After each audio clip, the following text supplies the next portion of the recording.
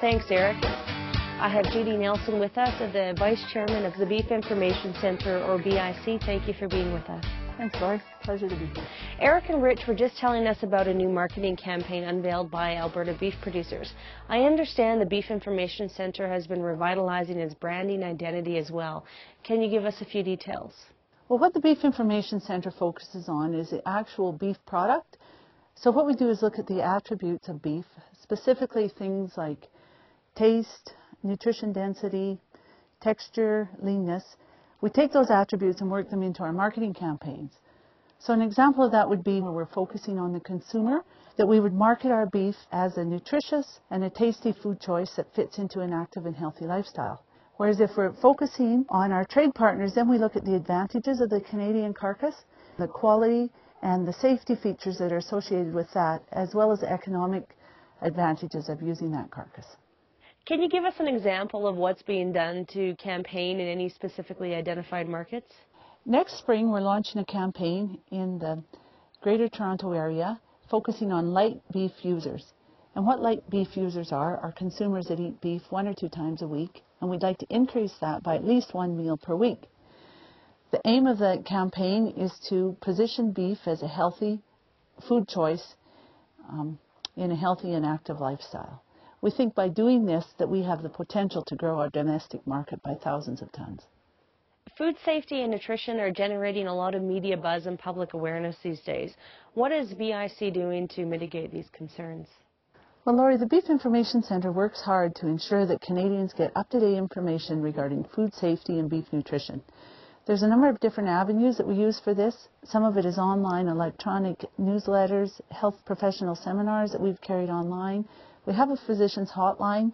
We've sent out thousands of copies of educational resources that have been requested. And we also are working on a newsletter and a consumer fact sheet that's called The Satiating Power of Protein. The Beef Information Centre works with other academics and health professionals, which gives it credibility. And we reach thousands of dietitians and physicians. We give them information about beef and position it as a very healthy protein choice in a healthy lifestyle.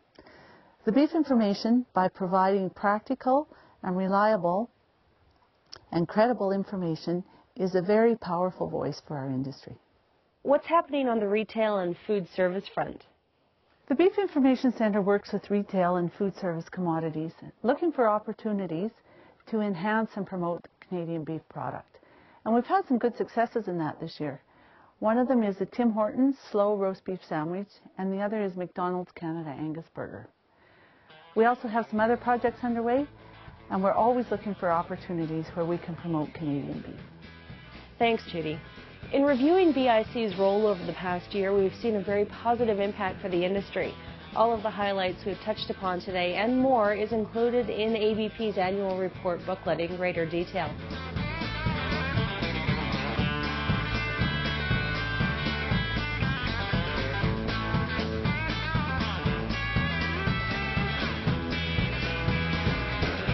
Here with me now is Dennis Laycraft, Executive Vice President of the Canadian Cattlemen's Association. Thank you for being here today, Dennis.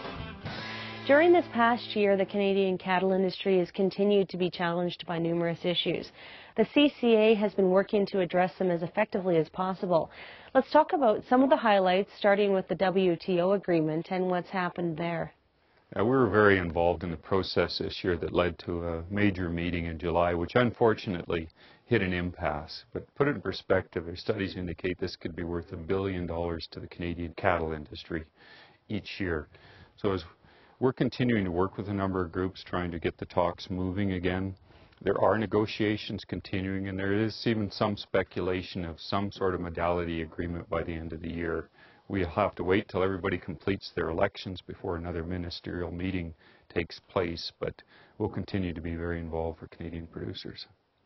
Since gaining access to international markets is so critical to this industry, I'm sure that CCA isn't just waiting for talks to eventually resume? Oh, certainly not. There are a number of bilateral initiatives. There's some market access negotiations that are absolutely critical to this.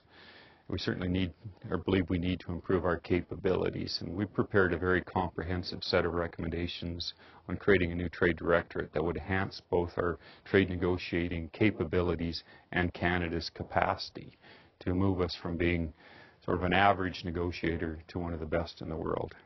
Now, some of the recommendations include a focus mandate on exports.